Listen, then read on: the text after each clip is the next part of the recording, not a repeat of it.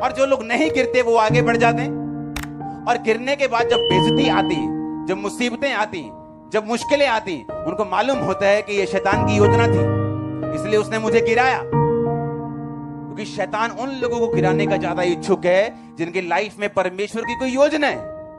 Hallelujah.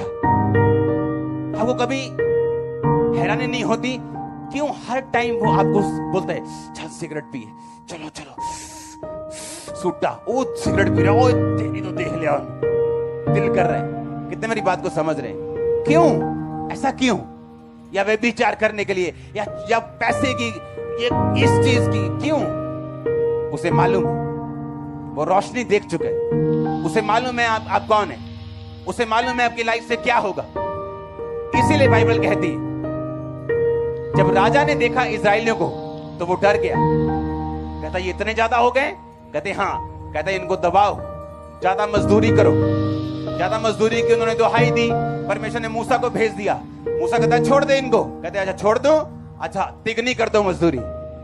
शैतान जैसे उनके ऊपर लाइट को देखता है उनको दबाने की कोशिश करता है। लेकिन बाइबल कहती जैसे जैसे शैतान इजराइलियों को दबाता गया वो और बढ़ते गए।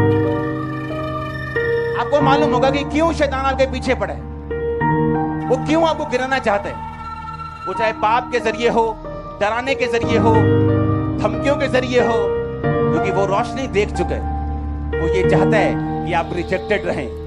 वो ये चाहता है कि उस सामरी औरत की तरह आपका घर कभी सेट ना हो। वो चाहता है आपका फाइनेंस कभी सेट ना हो।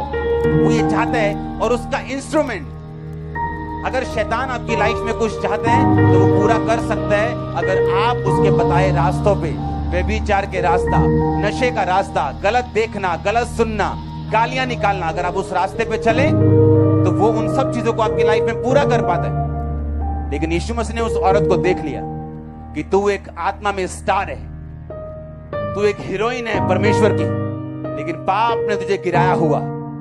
पाप की वजह से तेरा फैमिली कभी सेट नहीं हुई, पाप की वजह से तुझे इज्जत नहीं मिली, पाप की वजह से तू अभी भी अकेली और दोपहर को पानी भरने के लिए आ रही। यीशु मसीह ने कहा तुम मुझसे मांग, मैं तुझे जीवन का जल दूंगा। तुम मुझसे मांग, मैं तुम्हें सोता बना दूंगा। अब तू सिर्फ तेरी प्यास ही नहीं बुझेगी बल्कि तू दूसरों की प्यास भी बुझाया करेगी और पवित्रताई में चला करेगी।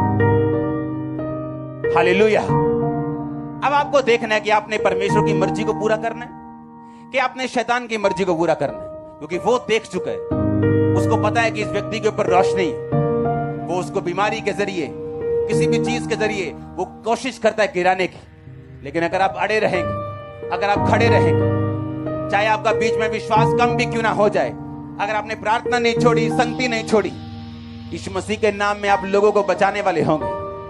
यीशु मसीह के नाम में आप ऊपर उठाए जाने वाले। यीशु मसीह के नाम में आपके लेवल को मैं उठता हुआ देख रहा हूं। आमीन ऊंचा। आप मेरी बात को समझ रहे कि नहीं?